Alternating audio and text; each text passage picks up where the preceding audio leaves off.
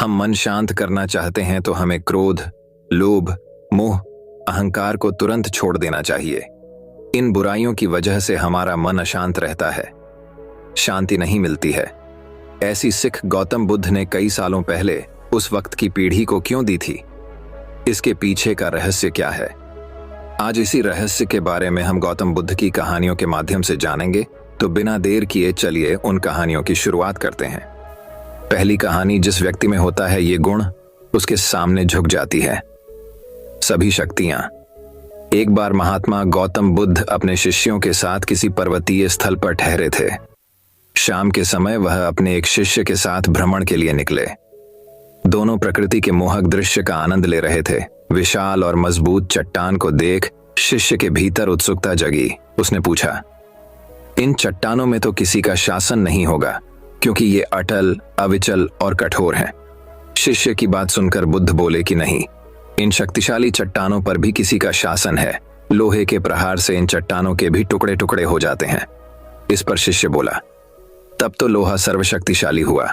बुद्ध मुस्कुराए और बोले, नहीं, अग्नि अपने ताप से लोहे का रूप परिवर्तित कर सकती है। उन्हें धैर्यपूर्वक सुन रहा शिष्य बोला, इसका मतलब अग्नि सबसे शक्तिवान है। बुद्ध ने फिर उसी भाव से उत्तर दिया, नहीं, जल अग्नि की उष्णता को शीतलता में परिवर्तित कर देता है तथा अग्नि को शांत कर देता है। शिष्य कुछ सोचने लग गया। बुद्ध समझ गए थे कि उसकी जिज्ञासा अब भी पूरी तरह शांत नहीं हुई है। शिष्य ने फिर सवाल किया, आखिर जल पर किसका शासन है? भगवान बुद्ध ने उत्तर दिया, वायु का। वायु का वेग जल की दिशा को बदल देता है। शिष्य कुछ कहता, इससे पहले ही बुद्ध ने कहा कि अब तुम कहोगे पवन सबसे शक्तिशाली हुआ। नहीं, पवन सबसे शक्तिशाली नहीं है। सबसे शक्तिशाली है मनुष्य की संकल्प शक्ति, क्योंकि इसी से पृथ्वी, जल, वायु, अग्नि इत्यादि को नियंत्रित किया जा सकता है। तो दोस्तों, इस कहानी से हमें ये सीख मिलती है कि जीवन में कोई भी महत्वपूर्ण कार्य संकल्प शक्ति के बगैर असंभव है। इसलिए अपने भीतर संकल्प शक्ति का विकास करो। तो दोस्तों, चलिए अब हमारी दूसरी कहानी की शुरुआत करते हैं। दूसरी कहानी, गौतम बुद्ध रोज अपने शिष्यों को उपदेश देते थे। बुद्ध की ज्ञान की बातें सुनने काफी लोग आते थे। एक व्यक्ति गौतम बुद्ध का प्रवचन सुनने रोज नियम से आता था और उनकी सारी बातें सुनता था। बुद्ध अपने प्रवचनों में क्रोध, अहंकार, लोभ, शत्रुता छोड़ने की बात कहते थे। बुद्ध के प्रवचनों का सार यही था कि इन बुरी बातों को छोड़े बिना जीवन में शांति नहीं मिल सकती है। एक दिन उस व्यक्ति ने गौतम बुद्ध से कहा कि तथागत, मैं रोज नियम से आपके प्रवचन सुन रहा हूं, लेकिन मुझे कोई लाभ नहीं मिल रहा है। आपकी सारी बातें सच हैं, लेकिन मेरे जीवन में इनसे कोई बदलाव नहीं आ रहा है। बुद्ध ने उस व्यक्ति से पूछा कि तुम कहाँ रहते हो? उसने जवाब दिया कि मैं श्रावस्ती में रहता हूँ। बुद्ध ने पूछा, ये जगह यहाँ से कितनी दूर है? उस व्यक्ति ने जगह की दूरी बताई। इसके बाद बुद्ध ने फिर पूछा, तुम वहां कैसे जाते हो? व्यक्ति ने बताया कि कभी घोड़े पर, कभी बैलगाड़ी पर बैठकर जाता हूं। बुद्ध ने फिर पूछा कि तुम्हें वहां पहुंचने में कितना समय लगता है? व्यक्ति ने पहुंचने का समय भी बता दिया। इसके बाद बुद्ध ने अंतिम प्रश्न पूछा कि क्या तुम यहां बैठे बैठे ही श्रावस्ती पहुंच सकते हो? इस प्रश्न के जवाब में व्यक्ति ने कहा कि गुरुजी, ये कैसे संभव है? इसके लिए तो चलना पड़ेगा, तभी मैं वहां पहुंच सकता हूं। बुद्ध बोले कि हम चलकर ही हमारे लक्ष्य तक पहुंच सकते हैं। ठीक इसी तरह जब तक हम अच्छी बातों का पालन नहीं करेंगे, उन पर चलेंगे नहीं, तब तक हम पर प्रवचनों का कोई असर नहीं होगा। सिर्फ अच्छी बातें सुनने से हमारा जीवन नहीं बदलता है। हमें प्रवचन को समझना होगा और उन्हें अपने जीवन में अपनाना होगा। व्यक्ति को बुद्ध की बातें समझ आ गईं और उस दिन के बाद उसने भी बुद्ध के बताए मार्ग पर चलना शुरू कर दिया। बुद्ध के प्रवचनों से व्यक्ति की सोच बदल गई और उसका मन शांत हो गया। तो दोस्तों, इस कहानी से हमें यह सीख मिलती है कि इस छोटी सी कथा की सीख यह है कि अगर हम मन शांत करना चाहते हैं तो हमें क्रोध, लोभ, मोह, अहंकार को तुरंत छोड़ देना चाहिए। इन बुराइयों की वजह से हमारा मन अशांत रहता है, शांति नहीं मिलती है। तो दोस्तों, चलिए अब हमारी तीसरी कहानी की शुरुआत करते हैं। तीसरी कहानी, महात्मा बुद्ध द्वारा सैकड़ों वर्ष पहले दिए गए उपदेश आज भी प्रासंगिक है। तो आइए आज पढ़ते हैं महात्मा बुद्ध के जीवन से जुड़ी एक बड़ी ही प्रेरक और दिलचस्प कहानी, जिसमें उन्होंने बताया है कि आदमी की तुलना कैसे करें। एक बार एक आदमी महात्मा बुद्ध के पास पहुंचा। उसने पूछा, प्रभु, मुझे ये जीवन क्यों मिला? इतनी बड़ी दुनिया में मेरी क्या कीमत है? बुद्ध मुस्कुरा दिए और उस आदमी को एक चमकीला पत्थर देते हुए बोले कि जाओ, पहले इसका मूल्य पता करके आओ, लेकिन इसे बेचना मत, केवल मूल्य पता करना। वो आदमी सबसे पहले उस पत्थर को लेकर एक आम वाले के पास गया और उसे पत्थर दिखाते हुए बोला, इसकी कीमत क्या होगी? आम वाला पत्थर को देखते ही समझ गया कि ये कोई बेशकीमती पत्थर लगता है। फिर भी वह बनावटी आवाज में बोला कि मैं इसके बदले में 10 आम दे सकता हूं। आदमी वहां से चला गया और एक सब्जी वाले के पास पहुंचा, जिसने कहा कि मैं इसके बदले एक बोरी आलू दे सकता हूं। अब उस आदमी को यह मालूम पड़ चुका था कि यह पत्थर वाकई में कीमती है, और फिर वो उसे लेकर एक हीरे के व्यापारी के पास पहुंचा। व्यापारी पत्थर को देखकर अचंभित रह गया। उसने कहा कि मैं तुम्हें इसके बदले 10 लाख रुपए दे सकता हूं। आदमी महात्मा बुद्ध के पास जाने के लिए मुड़ा ही था कि व्यापारी ने आवाज लगाई कि मैं तुम्हें इसके बदले में 50 लाख रुपए देने को भी तैयार हूं। लेकिन आदमी नहीं रुका। व्यापारी ने गिड़गिड़ाते हुए फिर आवाज लगाई कि तुम मुझे बस वो हीरा दे दो, बदले में तुम जितना धन चाहो मैं देने के लिए तैयार हूं। आदमी नहीं माना और महात्मा बुद्ध के पास लौट गया और उन्हें पत्थर वापस करते हुए पूरा वृत्तांत कह सुनाया। बुद्ध मुस्कुराकर बोले, आम वाले ने इसका मोल 10 आम लगाया, सब्जी वाले ने एक बोरी आलू और हीरे के व्यापारी ने कहा कि यह अनमोल है। इस पत्थर के गुण जिसने जितने समझे उसने उतने मोल लगाए। ऐसा ही ये जीवन है। हर आदमी एक हीरे के समान है। दुनिया उसके गुणों को जितना पहचान पाती है उतनी ही महत्ता देती है। लेकिन आदमी और हीरे में फर्क ये है कि हीरे को कोई दूसरा तराशता है और आदमी को अपने आप को खुद ही तराशना पड़ता है। तुम भी अपने भीतर के गुणों को तराशो, तुम्हें पहचानने वाला भी कोई ना कोई मिल ही जाएगा। महात्मा बुद्ध की इस प्रेरक कहानी से हमें ये सीख मिलती है कि इंसान को उसके गुणों के आधार पर महत्व दिया जाता है। तो दोस्तों, चलिए अब हमारी चौथी कहानी की शुरुआत करते हैं। चौथी कहानी। गौतम बुद्ध एक दिन एक वृक्ष को नमन कर रहे थे। उनके एक शिष्य ने यह देखा तो उसे हैरानी हुई। वह बुद्ध से बोला, भगवान, आपने इस वृक्ष को नमन क्यों किया? शिष्य की बात सुनकर बुद्ध बोले, क्या इस वृक्ष को नमस्कार करने से कुछ अनहोनी घट गई? शिष्य बुद्ध का जवाब सुनकर बोला, नहीं भगवान, ऐसी बात नहीं है, किंतु मुझे यह देखकर हैरानी हुई कि आप जैसा महान व्यक्ति इस वृक्ष को नमस्कार क्यों कर रहा है। वह न तो आपकी बात का जवाब दे सकता है और न ही आपके नमन करने पर प्रसन्नता व्यक्त कर सकता है। बुद्ध हल्का सा मुस्कुराकर बोले, वत्स, तुम्हारा सोचना गलत है। वृक्ष मुझे जवाब बोलकर भले न दे सकता हो, किंतु जिस प्रकार प्रत्येक व्यक्ति के शरीर की एक भाषा होती है, उसी प्रकार प्रकृति और वृक्षों की भी एक अलग भाषा होती है। अपना सम्मान होने पर ये झूमकर प्रसन्नता और कृतज्ञता दोनों ही व्यक्त करते हैं। इस वृक्ष के नीचे बैठकर मैंने साधना की। इसकी पत्तियों ने मुझे शीतलता प्रदान की, धूप से मेरा बचाव किया। हर पल इस वृक्ष ने मेरी सुरक्षा की। इसके प्रति कृतज्ञता व्यक्त करना मेरा कर्तव्य है। प्रत्येक व्यक्ति को प्रकृति के प्रति सदैव कृतज्ञ बने रहना चाहिए, क्योंकि प्रकृति व्यक्ति को सुंदर जीवन प्रदान करती है। तुम जरा इस वृक्ष की ओर देखो कि इसने मेरी कृतज्ञता व धन्यवाद को बहुत ही खूबसूरती से ग्रहण किया है और जवाब में मुझे झूम कर यह बता रहा है कि आगे भी वह प्रत्येक व्यक्ति की हर संभव सेवा करता रहेगा। बुद्ध की बात पर शिष्य ने वृक्ष को देखा तो उसे लगा कि सचमुच वृक्ष एक अलग ही मस्ती में झूम रहा था और उसकी झूमती हुई पत्तियां, शाखाएं व फूल मन को एक अद्भुत शांति प्रदान कर रहे थे। यह देखकर शिष्य स्वतः वृक्ष के सम्मान में झुक गया। तो दोस्तों, चलिए अब हमारी 5वीं कहानी की शुरुआत करते हैं। 5वीं कहानी, भगवान बुद्ध श्रद्धा की शक्ति। एक बार बुद्ध भिक्षाटन के लिए निकले। एक गरीब ने उनको सूखी रोटी का टुकड़ा दिया। उन्होंने बहुत प्रसन्नता के साथ उसे ले लिया। अगले द्वार पर उनको स्वादिष्ट भोजन दिया गया। ले भिक्षु कहकर उनके पात्र में डाल दिया। बुद्ध ने उसे हाथ तक नहीं लगाया। आगे जाकर वह स्वादिष्ट भोजन कुत्तों को खिला दिया। साथ चलते शिष्य ने आश्चर्य से पूछा, भगवान, आपने ये क्या किया? क्या आधी रोटी से आपका पेट भर गया? इतना स्वादिष्ट भोजन आपने फेंक दिया? शिष्य ने इसका कारण पूछा। महात्मा बुद्ध ने मुस्कुराकर उत्तर दिया, उसमें श्रद्धा न थी। श्रद्धा पूर्वक दिया गया छोटा सा दान लाखों के रुपयों के दान से बढ़कर होता है। श्रद्धा में शक्ति और आकर्षण होता है। तो दोस्तों, चलिए अब हमारी छठी कहानी की शुरुआत करते हैं। छठी कहानी, विश्वसनीयता की पुष्टि। एक समय की बात है। एक छोटे से गांव में एक किसान राम नाम का व्यक्ति रहता था। राम मेहनत और ईमानदारी के लिए जाने जाते थे। उसके पास एक छोटी सी जमीन थी जिस पर वह विभिन्न फसलें उगाता था। एक दिन जब वह अपनी खेती कर रहा था, उसने जमीन पर एक छोटी सी पर्स पाई। वह उसे रवाना करता है और बोहत में मिलता है। राम आश्चर्यचकित थे और उन्हें यह पता नहीं चला कि क्या किया जाए। उसे पता था कि पैसे उसके पास नहीं हैं, लेकिन उसे रखने का मन था। बहुत सोच विचार के बाद राम ने गांव में पर्स के बारे में निर्णय लिया। वह गांव के बाजार में गया और यहाँ वहां से पूछा कि किसी के पर्स का नुकसान हुआ है क्या, लेकिन कोई नहीं मांगा। राम को अनुमान था कि पर्स का मालिक शायद गांव से नहीं हो सकता था। राम ने आसपास के शहर में ग्राहकों से पूछताछ का निर्णय लिया। वह शहर गया और लोगों से पूछा कि किसी का पर्स खराब हो गया है। कई अपने 14 तक के मालिक की तलाश करने के बाद आखिरकार उसने एक चौथी महिला को ढूंढा, जिसने कहा कि वह अपने गांव से होती हुई खो गई थी। बच्चों की महिलाओं को देखकर खुश हुई।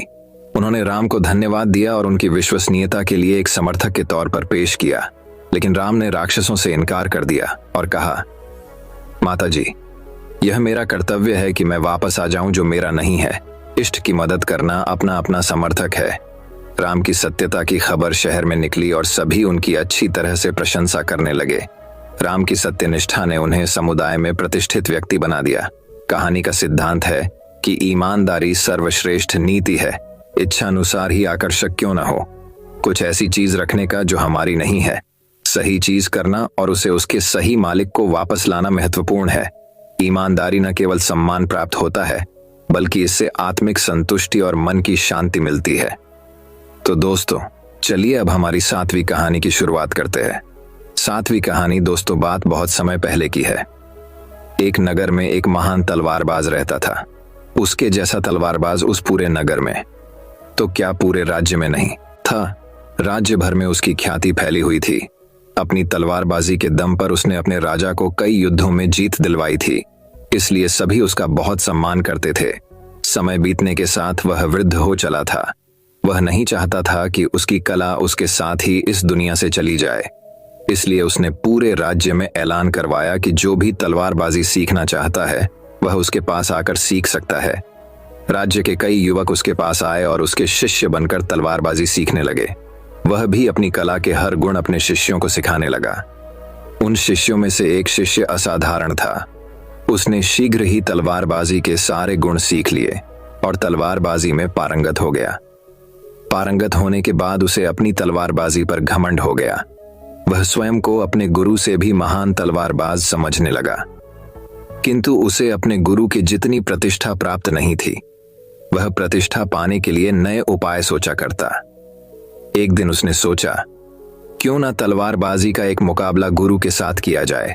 उन्हें पराजित कर दूंगा तो लोग मुझे उनसे महान तलवारबाज स्वीकार कर लेंगे।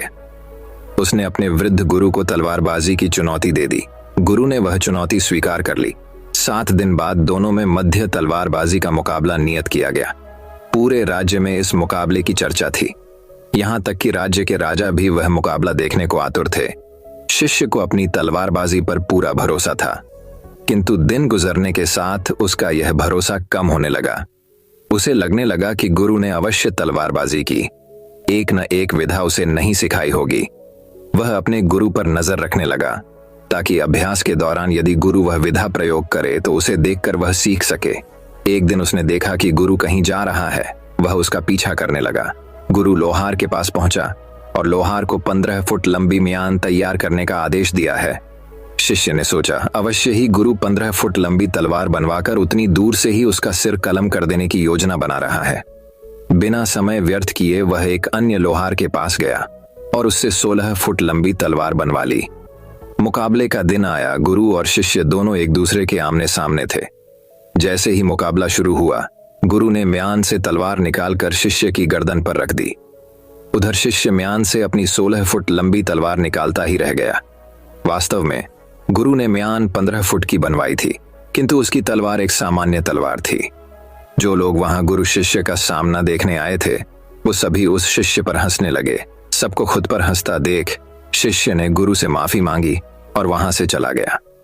दोस्तों, ये कहानी हमें ये शिक्षा प्रदान करती है कि जीवन में हर युद्ध ताकत और बल के सहारे नहीं जीते जाते। आत्मज्ञान और अनुभव के सामने ताकत और बल भी फीके पड़ जाते हैं और घमंड को कभी ना कभी नीचा देखना ही पड़ता है।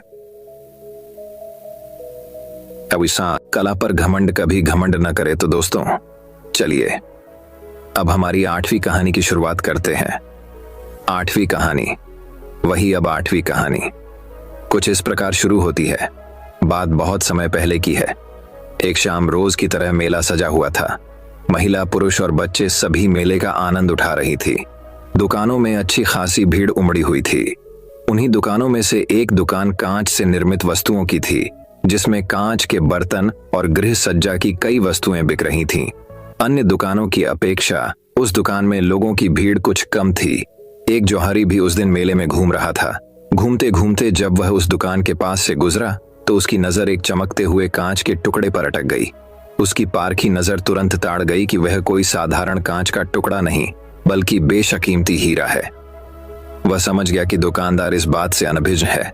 वह दुकान में गया और उस हीरे को उठाकर दुकानदार से उसकी कीमत पूछने लगा। भाई जरा इसकी कीमत तो बताना। दुकानदार बोला, यह मात्र 20 रुपए का है। जौहरी लालची था। वह कम से कम कीमत में उस कीमती हीरे को हथियाने की फिराक में था। वह दुकानदार से मोलभाव करने लगा। नहीं भाई, इतनी कीमत तो मैं नहीं दे सकता। मैं तुम्हें इसके 15 रुपए दे सकता हूं। 15 रुपए में तुम मुझे ये दे सकते हो तो दे दो। दुकानदार उस कीमत पर राजी नहीं हुआ। उस समय दुकान में कोई ग्राहक नहीं था। जौहरी ने सोचा कि थोड़ी देर मेले में घूम फिर कर वापस आता हूं। हो सकता है तब तक इसका मन बदल जाए और ये 15 रुपये में मुझे यह कीमती हीरा दे दें। यह सोच हीरा बिना खरीदे वह वहां से चला गया। कुछ देर बाद जब वह पुनः उस दुकान में लौटा तो हीरे को नदारद पाया। उसने फौरन दुकानदार से पूछा, यहां जो कांच का टुकड़ा था वो कहां गया? मैंने उसे 25 रुपये में बेच दिया। दुकानदार ने उत्तर दिया। जौहरी ने अपना सिर पीट लिया और बोला, ये तुमने क्या किया? तुम बहुत बड़े मूर्ख हो। वह कोई कांच का टुकड़ा नहीं बल्कि बेशकीमती हीरा था। मात्र 25 रुपये में तुमने उसे बेच दिया। मूर्ख मैं नहीं तुम हो। मैं तो नहीं जानता था कि वह बेशकीमती हीरा है, पर तुम तो जानते थे। फिर भी तुम मुझसे मोल भाव कर 5 रुपये बचाने में लगे रहे और हीरा बिना खरीदे ही दुकान से चले गए। दुकानदार ने उत्तर दिया। दुकानदार का उत्तर सुन जौहरी अपनी मूर्खता पर पछताने लगा और पछताते हुए खाली हाथ वापस लौट गया। दोस्तों, ये कहानी हमें ये शिक्षा प्रदान करती है कि मूर्खता और लालच दोनों नुकसान का कारण है। 9वीं कहानी। एक बार एक लड़का एक स्कूल में अपने एडमिशन करने के लिए आया और जिस स्कूल में वो लड़का अपना एडमिशन कराने आया हुआ था, उनका एक नियम था कि हर रोज क्लास शुरू होने से पहले वहां के सभी स्टूडेंट को मेडिटेशन यानी ध्यान करना पड़ता था। जब वो लड़का क्लास के लिए आया तो वहां के गुरु ने उससे कहा कि तुम्हें भी क्लास शुरू होने से पहले आधा घंटा मेडिटेशन करना पड़ेगा। फिर वो लड़का मेडिटेशन के लिए बैठा और मेडिटेशन करने लगा। लेकिन 2 मिनट के बाद ही उस लड़के को गुस्सा आने लगा और उसने अपनी आंखें खोल लीं और वह मेडिटेशन से उठ गया। लेकिन वहां के गुरु ने उसे फिर से मेडिटेशन करने के लिए कहा। वह लड़का फिर से मेडिटेशन करने के लिए बैठा, लेकिन फिर से 2 मिनट के बाद ही उसे गुस्सा आने लगा। दरअसल प्रॉब्लम यह थी कि जब वह लड़का मेडिटेशन करने के लिए बैठता था तो उसे आसपास के लोगों की बातों की आवाज आती थी, जिससे उसे गुस्सा आता था। फिर उस लड़के के साथ रोज ऐसा ही होने लगा।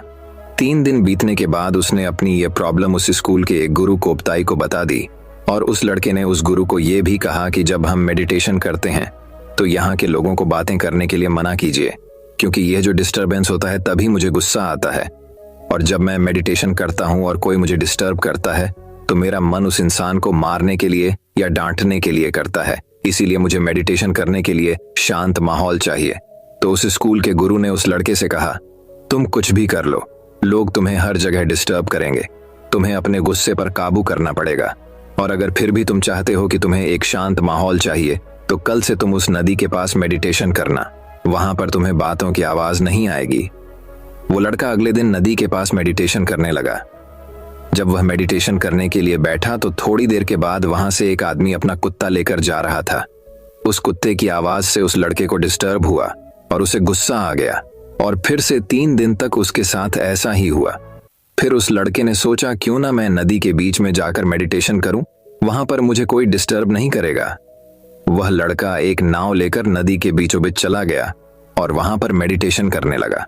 और जैसे उसने सोचा था वैसा ही हुआ। नदी के बीच में उसे किसी ने भी डिस्टर्ब नहीं किया और अब से हर रोज ऐसा ही होने लगा था। वह लड़का अपना मेडिटेशन अच्छे से कर रहा था, लेकिन 1 हफ्ता बीतने के बाद जब वह लड़का नदी के बीच में मेडिटेशन कर रहा था, तभी उसे पानी की छप छप की आवाज आई। उसने आंखें खोलकर देखा तो उसे अपने सामने एक नाव दिखी जो कि उसकी ही तरफ आ रही थी। उस लड़के ने उस नाव की तरफ देखकर चिल्लाते हुए कहा, अपनी नाव यहाँ पर मत लाओ, यहाँ पर मैं मेडिटेशन कर रहा हूँ। उस नाव से कोई आवाज नहीं आई। उस लड़के ने दोबारा चिल्लाते हुए कहा, लेकिन फिर भी नाव उसकी तरफ आ रही थी और उस नाव ने उस लड़के की नाव को टक्कर मार दी। अब लड़के को बहुत गुस्सा आ गया था। लड़के ने सोचा, इस नाव में जो भी होगा उसे अब मैं नहीं छोड़ने वाला। फिर लड़का जैसे ही उस नाव के अंदर गया, लड़के ने देखा उस नाव में कोई भी नहीं था। लड़के का गुस्सा शांत हो गया। इतने में नदी के साइड से एक आदमी भागते हुए आया। लड़के ने सोचा, शायद यह नाव उस आदमी की होगी। लड़के को गुस्सा आया और फिर से लड़का उस आदमी पर चिल्लाने लगा, लेकिन वह नाव उस आदमी की भी नहीं थी। उस आदमी ने लड़के से बोला, मैं तो यहाँ तुम्हें यह पता पूछना आया था और तुम मुझ पर ही चिल्लाने लगे। यह सुनने के बाद लड़के का गुस्सा फिर से शांत हो गया। फिर लड़का उस नाव को उस दिशा में लेकर गया जिस दिशा से वो नाव आई थी। लड़के ने यह सोचा कि वहां पर इस नाव का मालिक मिल जाएगा, वहां पर जाकर उस पर अपना गुस्सा निकाल लूंगा। लेकिन ये लड़का जब वहां पर पहुंचा तो वहां पर पहुंचने के बाद इसे मालूम पड़ा कि यह नाव तो बंधी हुई थी और तेज हवा और लहरों की वजह से यह खुलकर खुद नदी में चली गई। अब उस लड़के का गुस्सा फिर से शांत हो गया। वह किसी को कुछ बोल ही नहीं सकता था, क्योंकि यह सब जो हुआ था ये तो नेचुरली हुआ था, प्रकृति की वजह से हुआ था। किसी का बीच में कोई दोष नहीं था। उस लड़के ने 1 मिनट के लिए सोचा कि जब यह नाव मेरी नाव को टक्कर मारी थी तो तब मुझे बहुत गुस्सा आया था और मेरा मन ये कह रहा था कि जिस किसी ने भी ये किया हो उसे मैं नहीं छोड़ूंगा। और जैसे मुझे पता चला कि वह नाव खाली है, उस नाव में कोई नहीं है, तो मेरा गुस्सा शांत हो गया।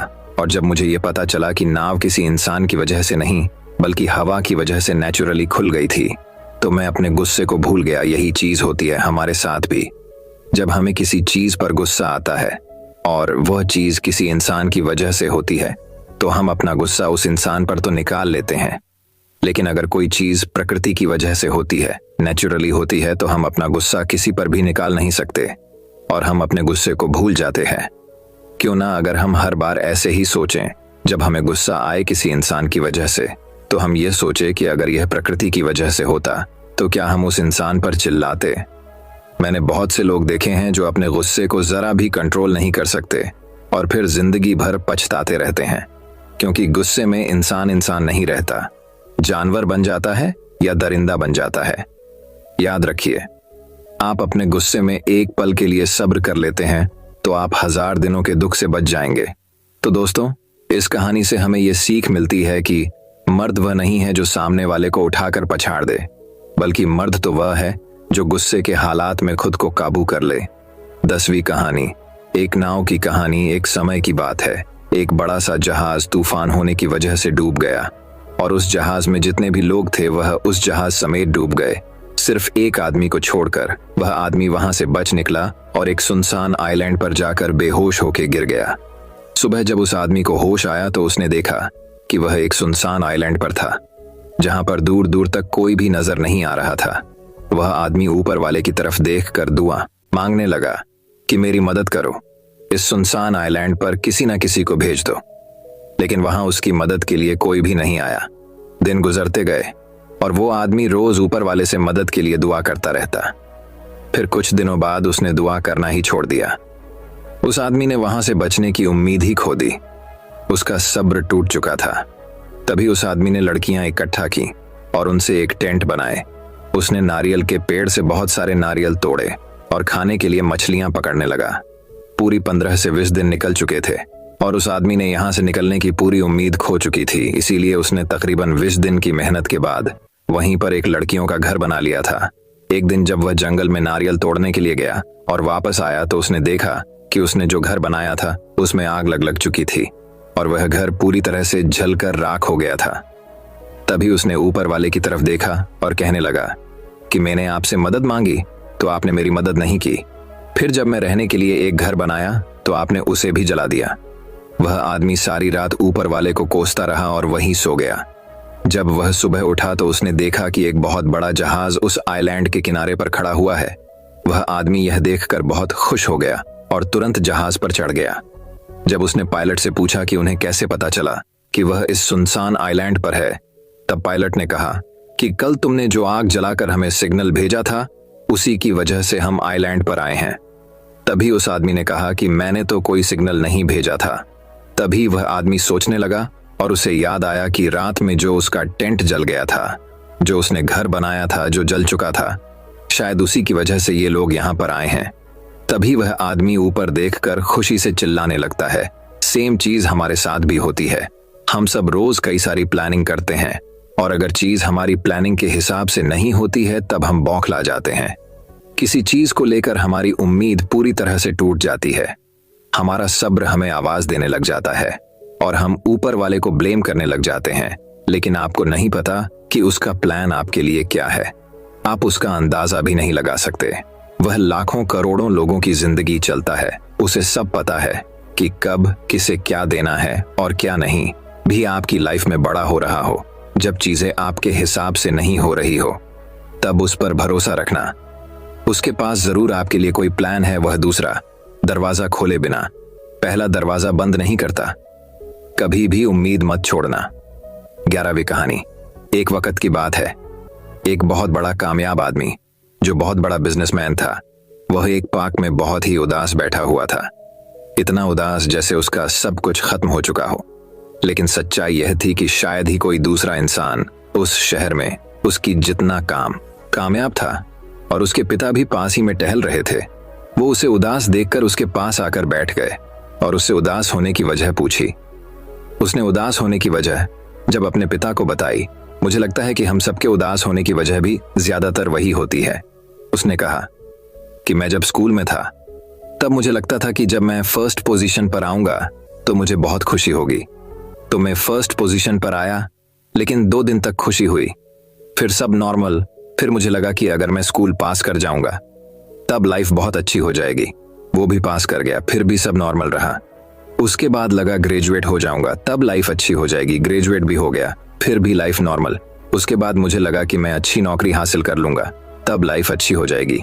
अच्छी नौकरी भी हासिल कर ली, लेकिन 2 दिन की खुशी, फिर सब नॉर्मल। उसके बाद लगा कि शायद सैलरी कम है, अगर सैलरी बढ़ेगी और प्रमोशन मिलेगा तब फैमिली के साथ कहीं घूमने जाऊंगा, तब वह खुशी मिलेगी। लेकिन सैलरी भी बढ़ गई, बिजनेस भी शुरू कर दिया, लेकिन उस तरीके से घूमने जा ही नहीं पाया और फिर बिजनेस को बढ़ाने में उलझ गया।